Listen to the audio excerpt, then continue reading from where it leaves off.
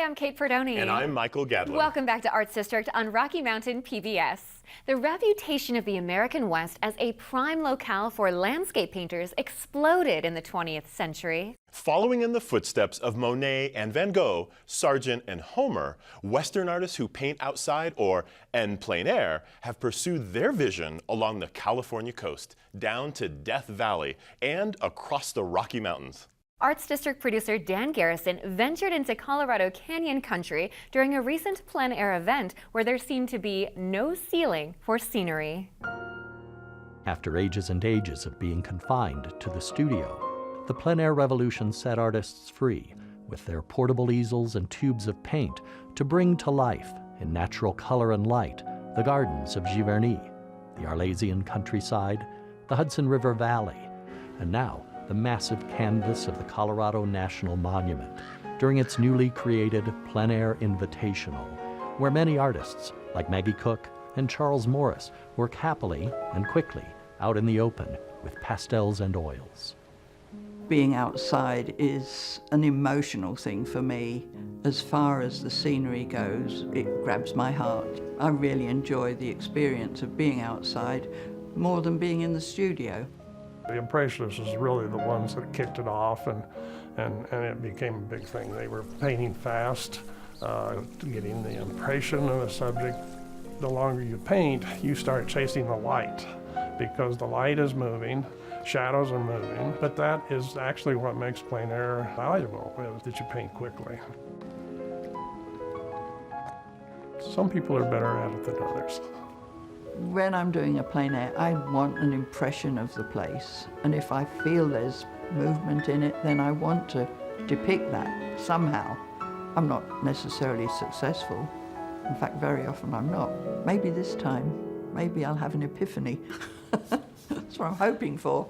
Because it's already been a miraculous landscape for Maggie ever since she first traveled to western Colorado with her husband and was truly moved by the monument in many ways. So we drove to the monument and I freaked out. I was thrilled with this desert landscape that I wasn't very familiar with. That was one of my deciding factors about moving to Colorado. And the monument is so close to where Charles lives, it's like a backyard park, with its own home field advantage when the painting gets competitive. I'm very familiar with this area. I painted up there for years.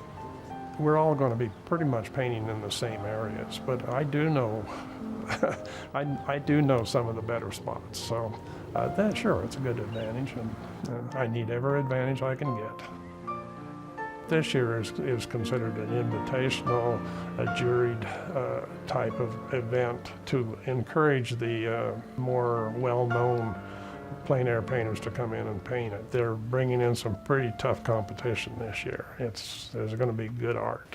Good art that was made even more spectacular by a series of weather effects, which were both challenging and rewarding for the well-prepared plein air painter.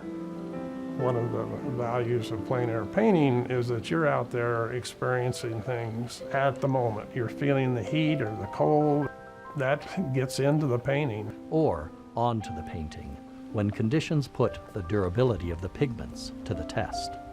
Probably the most popular medium is oil painting. A lot of people do acrylics now. Both of those work very well in outdoor conditions. I occasionally work in watercolor. There are some situations that obviously would not work, like in the rain, but I have painted in the rain with oil. Oh, rain.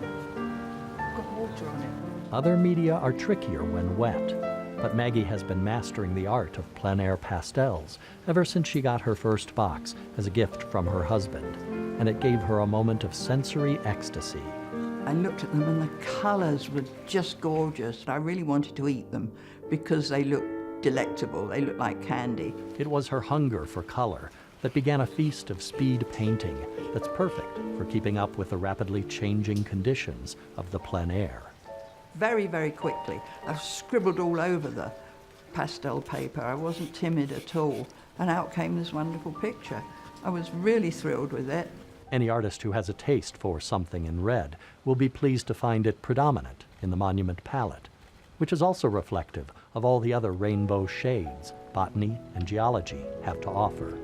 That's the color of the monument. I mean, there's obviously the complementary color of the greens, the muted greens of the cedars and sage and all of that, which coincidentally is a pretty good contrast, the complementary of red and green. Different shades of browns and different shades of reds and purples. You definitely need purples when you're painting rocks because of the shadows. I'd want yellows, I'd want blues, I want everything.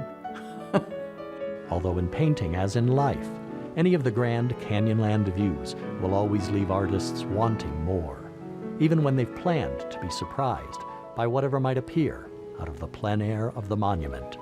You go and catch the moment. You don't always paint what you think you set out to paint. Sometimes you don't expect something that is just mind-blowing that you didn't think was going to be there. You change plans as you go.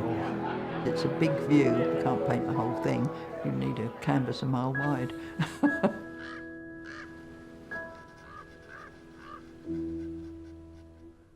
Plein air artists will be back on the Western Slope from September 30th through October 6th. Ooh, once Colorado starts showing her beautiful fall colors. You bet. If you're interested in participating or learning more, you can check out this website.